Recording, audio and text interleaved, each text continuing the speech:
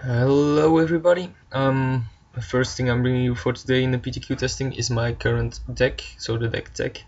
This is my tokens deck that I am playing with and testing with on Cockatrice.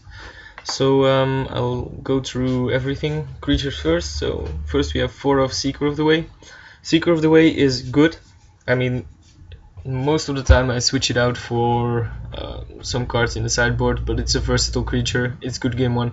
There are matchups where it's good post board, but I found that in the mid-rangey matchups, unless your plan is to be more aggressive, they really don't stand out. I mean, they gain you back some life and they're okay, but they're usually the first to go when you need to make space for removal or sweepers from the sideboard. Then we have 4 Wingmate Rocks. The MVP, I just love Wingmate Rock. It was the card that convinced me to play this deck. This deck, by the way, was innovated by Sam Black. I love Sam Black as a deck builder. He played it at the World Championships and the Invitational, Star City Games Invitational. I've tweaked it up a little bit. I try not to ruin his masterpiece, of course. But for Wingmates, because you always have some tokens or some useless guys hanging around that can trigger raid. So it's almost always 6 power, 8 toughness for 5 mana. And it stabilizes the game, it wins you games, it gains you life, it's awesome. Then we have 3 Heliod's Pilgrims, which only have 1 target in the deck, which we will get to later. They just serve as removal tutors and bodies to trigger raid for Wingmate Rock, or chum blockers eventually. And they're really great at doing it. Oh, they also serve as a bonus for the next card, because almost nobody kills a Heliod's Pilgrim when it's just laying around, because it's not a threat. It's not gonna kill you, so it doesn't really matter. But when you look at the next card, Eidolon of Countless Battles, I saw a lot of people early on playing it in their blue-white heroic decks. I don't think that's the right deck for it. I think this deck is a better home. It almost always comes out as a 5/5 or more. It's amazing for me. You always have a random Chain to the Rocks hanging around and a lot of tokens or useless guys like Pilgrim, which makes this guy awesome. Also, a lot of people don't put in the math when in game 1 when you raid a Wingmate Rock and they kill the rock itself but not the token, and they don't have a flying blocker, and you can just go turn 6, bestow the Eidolon onto the bird, and it can get pretty nasty from there. I mean, I've had a guy at 10 who had all my ground guys blockable, so he thought I'm not in really that big of danger, until I bestowed 7 extra power onto my bird and he just died. So it has a surprise factor game 1, so it's awesome. I'm really impressed with the card. I was skeptical at first, but I'm really impressed after a lot of testing. Let's go over to the spells. We have 4 Hordling Outburst, 3 dudes, still awesome. I mean, it's one of my favorite cards from Khans, next to Wingmate Rock, of course. Goblin tokens are nice to make. This could be a spot where I would play Rebel Master, only Rebel Master really isn't that good in this deck. This deck really isn't that aggressive, so you don't really find a place for Rebel Master, plus when your outburst tokens have to attack every turn, you don't get to keep them as blockers or as raid triggerers for Wingmate Rock. Then we have 4 Lightning Strike, obviously good removal spell, solid, instant speed. It's the best cheap red removal spell in the format. Then we have Stoke the Flames. Of course, when you're playing tokens, you should play Stoke the Flames, 4 off. It's my only main deck answer to Stormbreath Dragon, which is a card against which I have some problems, unless I have a Stoke.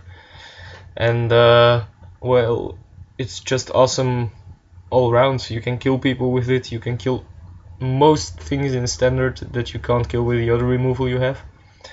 Then we have 3 Raise the Alarms, because you need more token makers, but you don't need the full 4, because it's not really that good of a card in this deck.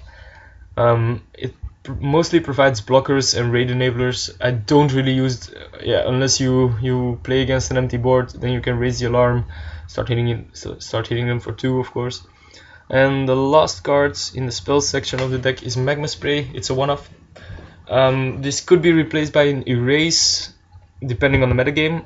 Right now I'm expecting a lot of heroic and aggro decks like Abzan Aggro or the Jeskai Tokens deck, against which Magma Spray is better than Erase. And well, not against tokens because you can kill the Ascendancy with Erase, but if I hear of a lot of whip players, then I will switch it out to one main deck Erase. I've got some Erases for a possible sideboard, of course, but we'll see. It depends on the metagame a bit. Then we've got the enchantments just for Chain to the Rocks. Chain to the Rocks is awesome because it's an aura for Eidolon. Even if you don't have a target, it still stays on the battlefield, so great. Sometimes it gets removed. Of course, if they have enchantment hate, this is your only target for their enchantment hates, so if they bring it in, it becomes less good, but it's still an awesome card. It's the best removal spell if you have mountains in your deck.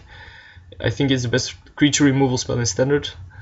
Plus you have, I effectively play 7 because I have 4 Chain to the Rocks, 3 Heliod's Pilgrims to fetch them out, which is just amazing. I mean, I almost never find myself in need of an answer except against Storm Breath, where Stoke is the only one, but all the other creatures I usually can deal with, so that then my deck turns in kind of an aggro control deck where I chain their best guy and then rock them to death.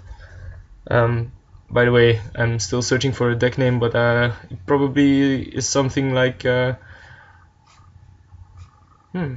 Chaining Rocks. Sounds good. And then we have the Planeswalkers, 2 Chandras, great for card advantage, great against tokens.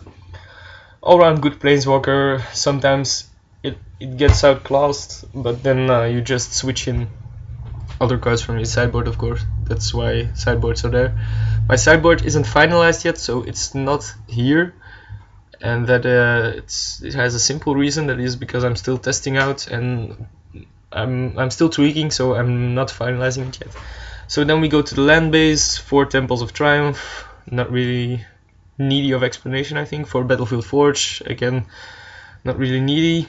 A Mana Confluence for another untapped source, 9 mountains, 4 plains, and then 2 Evolving Wilds, which is controversial. I've heard people say that I should just play 3 Mana Confluences in the spot, but the Evolving Wilds are there because you really need a mountain in this deck, because you're relying on your removal engine of Heliod's Pilgrim into Chain to the Rocks, so you need your mountain to be on the battlefield, otherwise your Chain to the Rocks don't really give you any benefit. Yeah, they just don't really do anything, so you need the mountain, and the fact that they come into play tapped doesn't really hurt me. I mean, I've played enough games to know that those 2 extra come into play tapped lands really don't hurt the deck at all.